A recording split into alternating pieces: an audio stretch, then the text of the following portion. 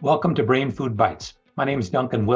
I'm a loss prevention specialist with CAMICO Mutual Insurance, and today we're here to talk about the safeguards rule.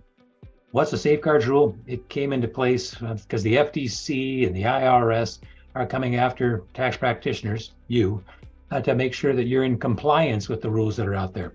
Please know that these rules came out in 1999 with the Gramm-Leach-Bliley Act, and they've changed over time. And they wanted you to have something in place for the longest time, but it really became something they were going to enforce earlier this year.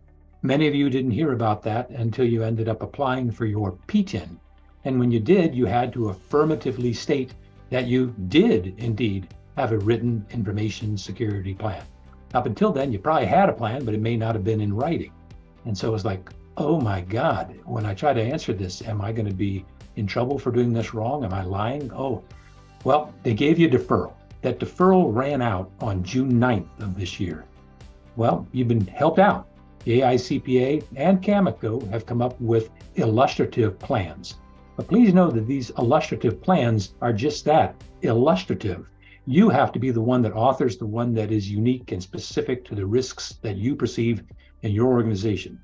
There are also some subtle differences between what CAMICO put out and what the AICPA put out. The AICPA's one is a narrative format that includes all of the components within the one document. What CAMICO put out is one that actually has bolt-on of components. The idea here being all of the relevant components are there, at least by reference, and you can then reference the other documents that you would be housed somewhere else.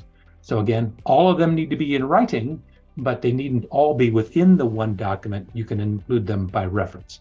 Some significant components of this is that you have to designate a particular person that has the requisite skill to be in charge of this. You want it to be a responsible person, likely a partner at the firm.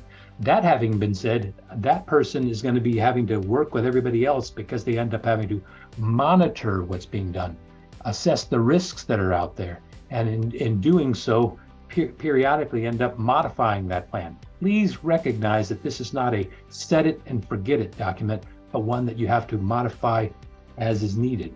Also note that that one individual needs to be reporting back to the management of the organization, your firm, to say, hey, here's how we did this year, and try to get that feedback on that.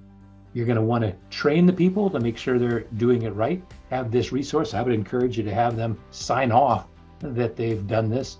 And to the extent that people have recognized issues, encourage them to communicate those so that you can update them as you go. Again, this is something that's mandatory now. If you haven't already done it, please do so. And if you have already done it, don't go, whew, I'm done. Make sure that you're staying on top of it. Thanks for your time today.